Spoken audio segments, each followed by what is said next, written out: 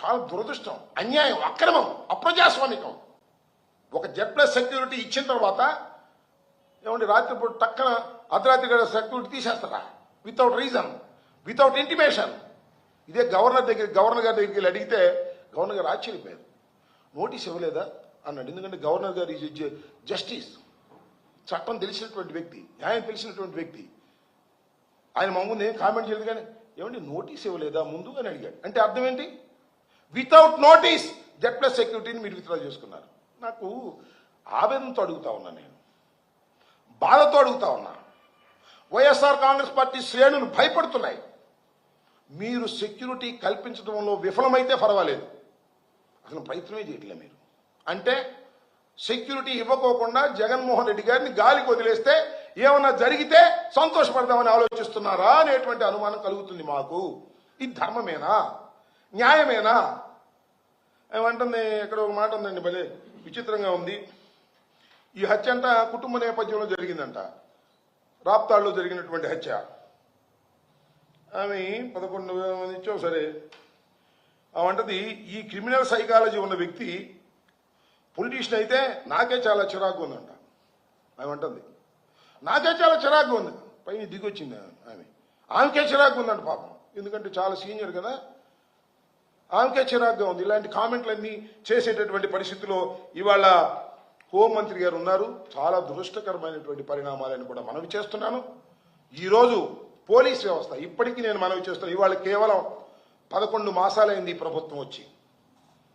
ఇంకా 4 సంవత్సరాల పాటు ఈ ప్రభుత్వం కొనసాగే అవకాశం ఉంది, ఇంకేదైనా జమిలీలో బొమిలీలో రాకపోతే. ఇప్పటికే ఈ పోలీస్ వ్యవస్థ ఇంత దుర్నీతితో, ఇంత దుర్మార్గంతో, ఇంత పక్షపాతంతో వ్యవహరిస్తూ ఉంటే అరాచకం రాదా? ఎన్నాళ్ళు సహిస్తారు? మా మీద పడి కొడుతున్నప్పుడు, మమ్మల్ని హత్యలు చేస్తున్నప్పుడు, మా ఇళ్ల మీద పడి దాడులు చేస్తున్నప్పుడు, రావలసిన పోలీసులు రానప్పుడు ఏం చేయాలి చెప్పండి? విఘ్నులైనటువంటి ఆంధ్రప్రదేశ్ ప్రజలను అడుగుతా ఉన్నా, విఘ్నులైనటువంటి పోలీసు వారిని అడుగుతా ఉన్నా. ఎందుకంటే ఈవెన్ పోలీసు వారిలో కూడా నాకు చాలా మంది తెలుసు, IPS officers. They are most sincere. వాళ్ళకి కూడా ఎస్పీ చాలా సిన్సియర్గా ఉన్నారు. వాళ్ళ పేర్లు నేను చెప్పకూడదు, చెప్పానంటే వాళ్ళ ట్రాన్స్ఫర్ వస్తుంది. సిన్సియర్గా ఉండేవాళ్ళు ఉన్నారు, వాళ్ళని అడుగుతా ఉన్నా. దుర్మార్గం.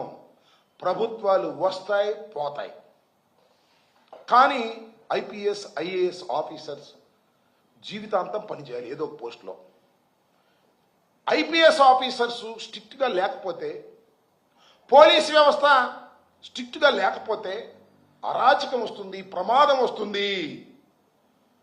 జగన్మోహన్ రెడ్డి గారికి సెక్యూరిటీ ఇవ్వం అన్నారు. ఏం చేయాలి? మేము సెక్యూరిటీ పెట్టుకోవాలా? అంటే మేము సైన్యం తయారు చేసుకోవాలా? తుపాకులు కొనుక్కోవాలా? ఏంటిది? You have to protect. Police protect చేయాలి. చేయకపోతే మాకున్న మార్గం ఏంటి? న్యాయస్థానాలకు వెళ్ళాలి, లేదా కేంద్ర ప్రభుత్వాన్ని అర్థించాలి. జగన్మోహన్ రెడ్డి గారు, నేను ఒకటే మనవి చేస్తున్నా, ఇవాళ 11 రావచ్చు, కేవలం ఒక శాసనసభ్యుడిగానే ఉండవచ్చు. మీరు ప్రతిపక్ష హోదా ఇవ్వకపోవచ్చు, కానీ ఈజ్ ద లీడర్.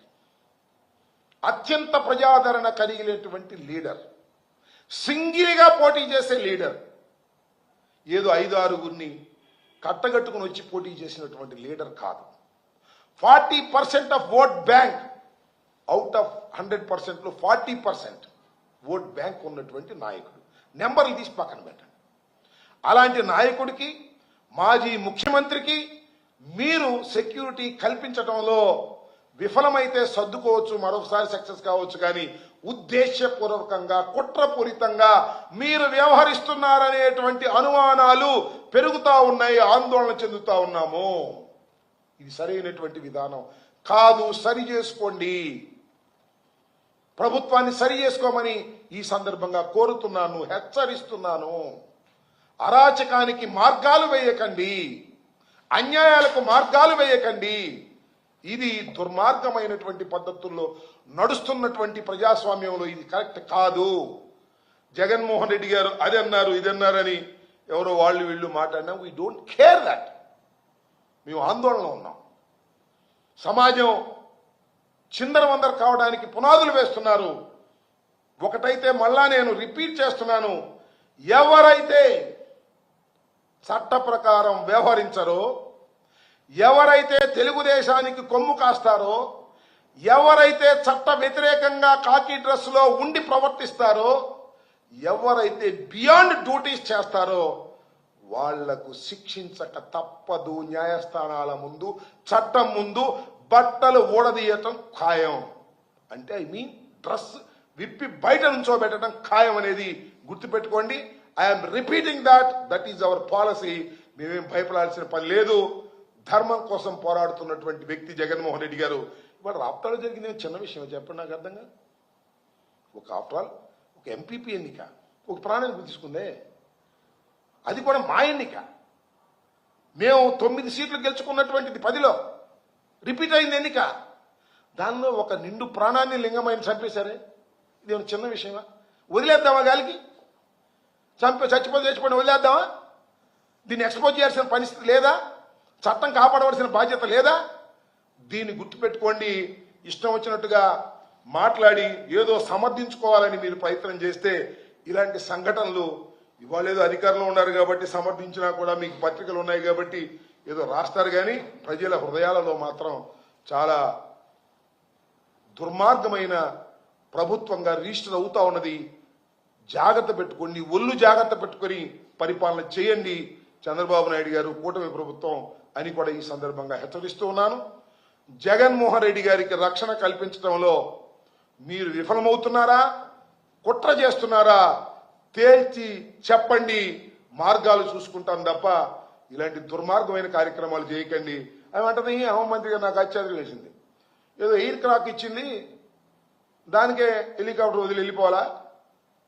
ఈమె పెద్ద టెక్నీషియన్ చెప్తా ఉంది. పైలట్ వెళ్ళాడు, ఈయన వెళ్ళకూడదా? What is this language? నాకు అర్థం కాలేదు. పైలట్ వెళ్తాడు, పైలట్ యాక్సిడెంట్ అయినప్పుడు కూడా కారుని మన డ్రైవర్ తీసుకెళ్తాడు, దాన్ని వెళ్తామా మనం? ఏందో ఆమె ఇష్టం వచ్చినట్టుగా మాట్లాడే పరిస్థితి ఈ తెలిసి తెలియని వ్యవహారంగా ఉంది. మైక్ ముందు హోంమంత్రి గారు కదా, మాడు ముందే జగన్మోహన్ రెడ్డి గారంట 1 వేకే మాట్లాడుకున్నా అంట. ఇవి తెలిసింది, మరి నాకు అర్థం కాల.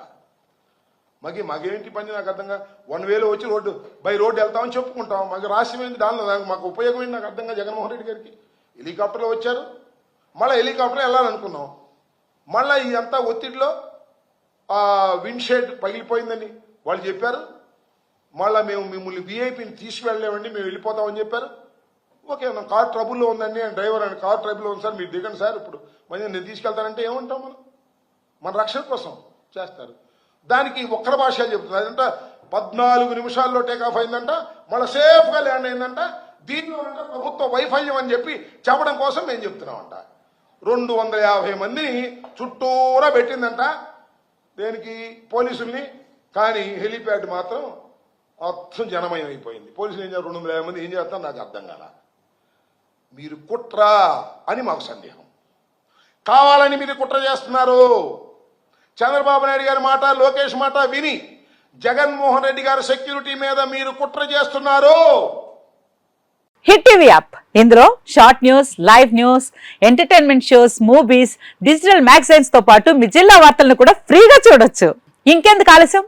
వెంటనే హిట్ టీవీ యాప్ ని డౌన్లోడ్ చేసుకుని ఫ్రీగా ఎంటర్టైన్మెంట్ పొందండి. Hit TV app. Hit TV app. Please download hit TV app. Hit TV app ని ఫ్రీగా డౌన్లోడ్ చేసుకుని ఎంజాయ్ చేయండి. మీకు నచ్చిన ఎంటర్టైన్మెంట్ కోసం హిట్ టీవీ యాప్ ని ఫ్రీగా డౌన్లోడ్ చేసుకుని ఎంజాయ్ చేయండి. హిట్ టీవీ యాప్ ని డౌన్లోడ్ చేసుకుని ఆస్వాదించండి, ఆశీర్వదించండి. ఇంతమంది సెలబ్రిటీలు హిట్ టీవీ యాప్ ని డౌన్లోడ్ చేసుకోండి అని చెప్తున్నారంటే ఎంత మంచి యాప్ ఆలోచించండి. అమెరికా అమెరికా అమెరికా అమెరికాలో చదవాలనుకునే వాళ్ళకి విశ్వసనీయమైన పేరు మన శౌర్య కన్సల్టెన్సీ. UK లో 1 year masters, UK లో 1 year masters, 2 years work permit up to 5 years visa. Contact Saurya Consultancy. Contact 89851 89851.